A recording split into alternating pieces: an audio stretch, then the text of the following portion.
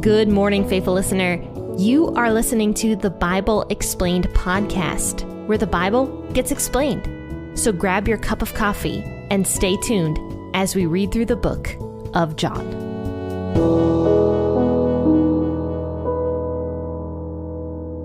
Hi, and good morning, faithful listeners. Once again, my name is Jenn. I am the host of this podcast.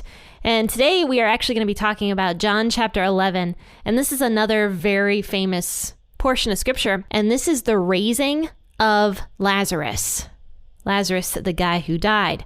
Now, the other reason this chapter is famous is because of the verse, Jesus wept, which is basically the, even non-Christians know that verse because it is a very simplistic verse. It's the shortest verse in the Bible. So we're going to be talking about John chapter 11, and we're going to break this up into the next few days. So we won't get to everything today, but let's go ahead and read John 11, 1 through 16 today. And let's start this story by talking about why Jesus delayed going to see his sick friend. Now a certain man was sick, Lazarus from Bethany, the village of Mary and her sister Martha. It was that Mary who had anointed the Lord with ointment and wiped his feet with her hair, whose brother Lazarus was sick. The sisters therefore sent to him, saying, Lord, behold, he for whom you have great affection is sick. But when Jesus heard it, he said, This sickness is not to death, but for the glory of God, that God's Son may be glorified by it. Now Jesus loved Martha and her sister, and Lazarus. When therefore he heard that he was sick, he stayed 2 days in the place where he was. Then after this he said to the disciples, Let's go into Judea again. The disciples asked him, Rabbi, the Jews were just trying to stone you. Are you going there again? Jesus answered, Aren't there 12 hours of daylight? If a man walks in the day, he doesn't stumble, because he sees the light of this world. But if a man walks in the night, he stumbles, because the light isn't in him. He said these things, and after that he said to them, Our friend Lazarus has fallen asleep, but I'm going so that I may awake him out of sleep. The disciples therefore said, Lord, if he has fallen asleep, he will recover. Now Jesus had spoken of his death, but they thought that he spoke of taking a rest in sleep. So Jesus said to them plainly, Lazarus is dead. I am glad for your sakes I was not there, so that you may believe. Nevertheless, let's go to him. Thomas, therefore, who is called Didymus, said to his fellow disciples, Let's go also that we may die with him. So we've heard of Lazarus, Mary, and Martha before. The very famous story where Mary and Martha were, together cooking a meal for Jesus. And Mary was not cooking the meal. Martha was doing all the work, and Martha got really mad at Mary.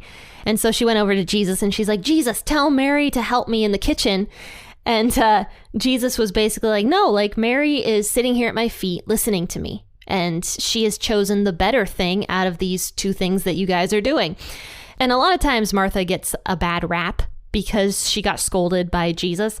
But I don't really think Jesus per se was harsh with Martha. I think he was just trying to realign her values, saying that, yes, cooking the meal for everybody is important, but the better thing is sitting here and listening to my words, basically. But we're going to learn a little bit more about Martha's character. And in a lot of ways, I sympathize with her. I think she's a very interesting, almost stoic kind of personality. Every time we see her talk or anytime we see her doing anything, she's pretty stoic. But anyway, it says here that the certain man was sick, Lazarus from Bethany, the village of Mary and her sister Martha. So Mary and Martha, sisters obviously, and their brother was named Lazarus. I think it's interesting also that John makes this distinction that Jesus loved Martha, he loved Mary, and he also loved Lazarus. That distinction is important, and I'll talk to you about that more in a minute. But it says here, it was the same Mary who had anointed the Lord with ointment and wiped his feet with her hair, whose brother Lazarus was sick. So that's another story about Mary, where she had brought some ointment and put it on Jesus's feet, wiped the feet with her hair and her own tears, and she had anointed Jesus's feet in that way. So it was that same Mary, Martha, and then obviously their brother Lazarus was very sick. So the sisters sent to Jesus because they were friends with Jesus. They cared very deeply about Jesus' ministry. And so they send to Jesus saying, "Lord, behold, he for whom you have great affection is sick." And so it's really interesting to me that Mary and Martha, I didn't catch this initially, but when I was researching all this, they didn't specifically ask Jesus to heal Lazarus. And I wonder if it's because they just assumed that Jesus would. I think they assumed that because Jesus was their friend, Jesus cared very deeply for Lazarus, that Jesus was just going to come back to Bethany and heal Lazarus from this sickness.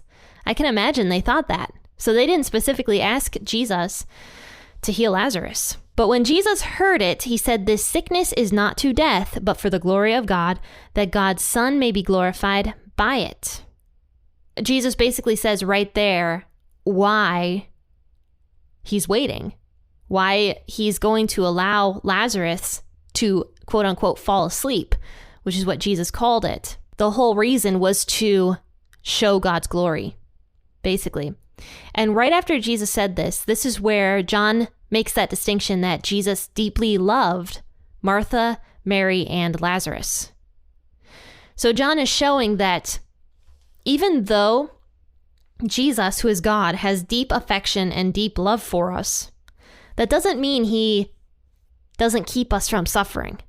That doesn't mean he doesn't keep us from all pain and all sorrow and all hurt. Even though he truly does have deep affection and love for us. Just because God allows suffering for specific reasons does not mean that God's love for you is completely gone. Then in verse 6, when therefore he heard that he was sick, he stayed 2 days in the place where he was. So Jesus stayed there in the place he was for 2 solid days, knowing that Lazarus was going to die. Once again, a lot of people would think that that was God abandoning them. A lot of people would think that, God's delay in whatever situation you might be going through is God disliking you, being irritated with you, punishing you. But that's not necessarily the case, because God does have deep affection for every human being on the earth. But Jesus did this for a very specific reason, and I'm sure this was a test of Martha and Mary's faith. I'm sure that they were tested quite deeply in their faith in Jesus at this point. I mean, can you imagine how they were feeling? They assumed that Jesus, who had all this healing power that they've seen over however many years, they assumed that Jesus would come and heal their brother, and yet he did not. This was definitely testing Mary and Martha's faith for sure. So Jesus waits 2 whole days and does nothing. It says he stayed in the place where he was. And I mean, maybe he was needed in the place that he was. I mean, Jesus always does stuff for a reason. But even if he wasn't, maybe he was just taking a break and resting where he was. We don't know. But he purposefully waited 2 whole days after Lazarus had died. So then he said to this afterward, he said, "Let's go into Judea again." And so the disciples were like, "Hey, Rabbi, the Jews were just trying to stone you," which is what we talked about in the last chapter. "Are you going to go there again?" is what they ask. So Jesus answers them, and he says this kind of perplexing statement. "Aren't there 12 hours of daylight? If a man walks in the day, he doesn't stumble, because he sees the light of this world. But if a man walks in the night, he stumbles because the light isn't in him." So this is kind of just logic, what Jesus is saying here. There are 12 hours of daylight in a day, right? Typically, the average area of the world has about 12 hours of daylight per day. And we only have those 12 hours, really, for the most part, to do what we are supposed to do each day. Typically, most people work during the day. They have 12 hours to complete what they need to do. So Jesus says it was time for him to complete this thing that he needed to do. He wasn't going to be afraid of going into Judea because of the Jews trying to stone him. He wasn't afraid of that. He was doing his Father's will. And then he says, he has 12 hours in the day. He says, if a man walks in the day, he doesn't stumble because he sees the light of the world. But if a man walks in the night, he stumbles because the light isn't in him. I actually shared something on Facebook yesterday from Matthew Henry, a commentary on John 11.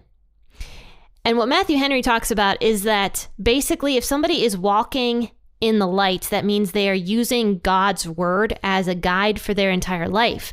When someone walks in the light, they are joyful, they are doing the right thing, they are using God's guidelines to guide them into life, basically. But if a man is using his own knowledge, his own thoughts, and guiding himself, he's walking in the dark.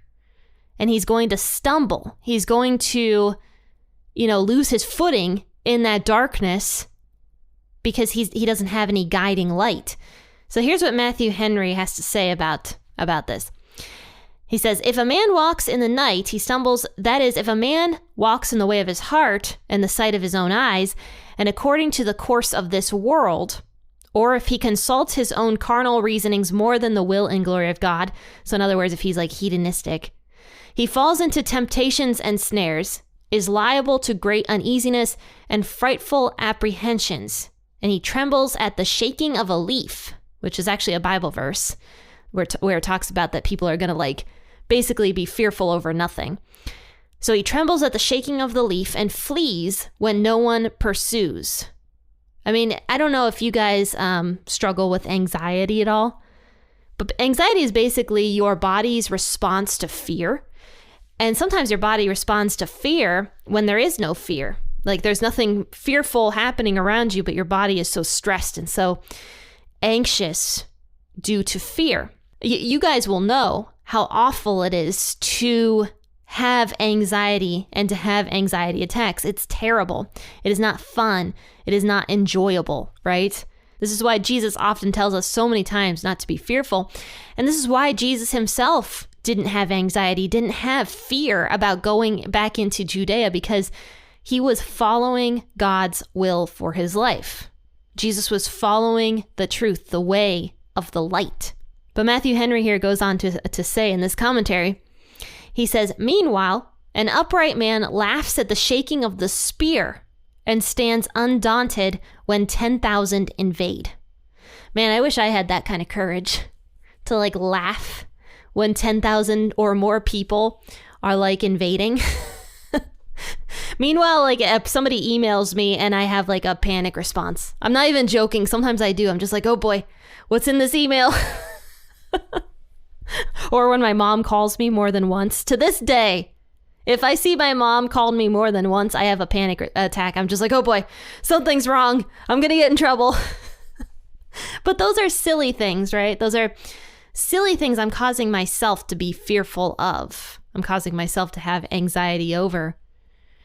But Jesus talks about having no anxiety, and he's trying to teach this to his disciples. He's saying, don't have anxiety about going into Judea because we are walking in the light.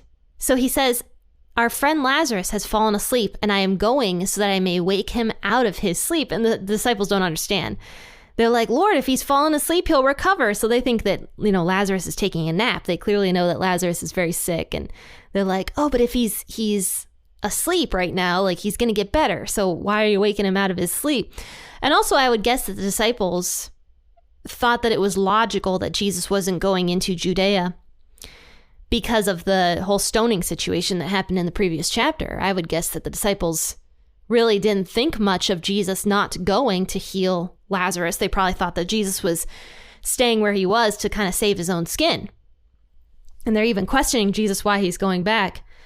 And so they're like, but if he's asleep, if Lazarus is asleep, he's going to recover. So Jesus was speaking of Lazarus' death, but they thought that he was, speaking of taking a rest in sleep. So Jesus said plainly to them, Lazarus is dead. I am glad for your sakes that I was not there, so that you may believe. Nevertheless, let's go to him. So now Jesus explains to his disciples very clearly what is going on. Lazarus is dead. And Thomas, which is hilarious here, Thomas the doubter. We always see Thomas as being the very solemn one of the group. He's very melancholy. So Thomas, therefore, who is called Didymus, in other words, the twin, we don't really know why he's called the twin. Maybe he had a twin brother. There's actually a church tradition that thinks that Thomas looked a lot like Jesus, and so they called Thomas the twin. Actually, my mom and I, we look a lot alike. We look so much alike. And I used to go to the same school that my mom worked at, and people there used to call us the twins because we look so much alike. But anyway, Thomas, who was called the twin, said to his fellow disciples, "Let's go also that we may die with him." So man, I don't think he understood what Jesus was talking about not having anxiety going back into Judea. He didn't get it. And so he says, let's die with Jesus. And I can understand his response. I can understand that he was a little bit fearful. He just saw a potential stoning situation with Jesus. He was probably quite scared, but at least he had faith to go along with Jesus. That's what I can say to that, at least. He had enough faith to be willing to go die with Jesus at this moment anyway. But I think the whole point of this entire chapter is that God's silence doesn't mean that he's abandoned you, and it doesn't even necessarily mean that he said no to you. Perhaps he is making you wait for a very specific reason, for whatever you might need. Perhaps he is making you wait so that his glory will be shown. Sharing in God's glory is like the most wonderful thing that can happen, honestly. Sharing in God's glory is the best possible outcome for you. So just because God is asking you to wait a little bit longer, and perhaps he is testing your faith. Perhaps your faith is being tested so much because you're like, what is taking so long with this thing that I desperately need? Why is God taking so long? You never know the outcome. And obviously we know that Jesus is going to go heal Lazarus. He's going to literally rise Lazarus from the grave without giving too much information away if you've never listened to the story. But that's what Jesus was going to do. And this was the most magnificent miracle that could ever have happened. So many people began to believe in Jesus after this happened. I've talked about that before on the podcast, where after this miracle happened, tons of people started turning to Jesus and believing in him because of this miracle. So you never know what the outcome is going to be. You might think you do. You might think you know the outcome and the outcome seems miserable to you, but you don't actually know the outcome. You can't possibly know because God is so above us and he's so all-knowing and he's so powerful that he can cause anything to happen. So don't lose faith and don't lose hope in God because he can help you. And just because he's asking you to wait for a little bit longer, that does not mean that he has abandoned you, and that doesn't even mean that the answer is no. Alrighty, faithful listeners, well, thanks for tuning into this episode. I really do appreciate all of you guys, and I hope that you have been enjoying this series in John. I also hope that you share this episode if you think that somebody will appreciate it or that it will help somebody. Faithful listeners, I will see you all tomorrow for an episode out of Deuteronomy. Until then, happy listening, and God bless.